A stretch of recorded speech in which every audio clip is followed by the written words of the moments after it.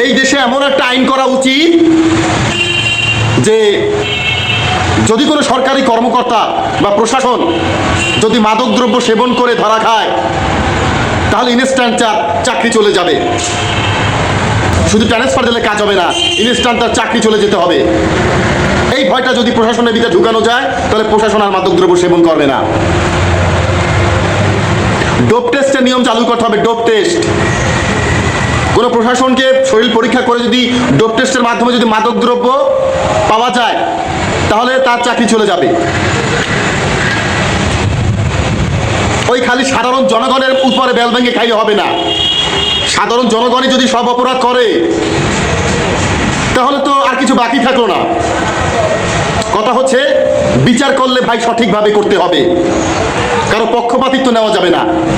জন্মেছি যখন করতে হবে যে প্রশাসন সেও মানুষ, আমি সাধারণ ব্যক্তি, আমজনতা, আমিও মানুষ। কিন্তু আইন হতে হবে সবার জন্য সমান। যে আইনের লোক তার জন্য হবে একটা বিচার, আর আমি দেশের সাধারণ পাবলিক, সাধারণ লোক, আমার জন্য হবে আরেকটা বিচার। এইটা তো হবে না। খালি যে জনগণকে মামলা দেবে, জনগণকে কারাগারে নেবে, জনগণকে জরিমানা করবে, জনগণ অপরাধী হয়েছে, সব দোষ কি জনগণের? সব নেশা কি জনগণ খায়? সব মাদকদ্রব্য কি জনগণই খায় দেশে? আর কেউ খায় না? যারা উপরস্থ কর্মকর্তা লেভেল বাই লেভেল আছে, তারা কি মাদকদ্রব্য খায় না? ওই যে বললাম কথাটা, গু খায় সব মাছে, নাম পড়ে পাঙ্গাস মাছের। যদি ধরা খায় সে অপরাধী, আর ধরা না খাইলে সে অপরাধী না, সে ফেরেশতা। কেউ বলে না যে আমি খারাপ, সবাই বলে আমি খুব ভালো, ফেরেশতা।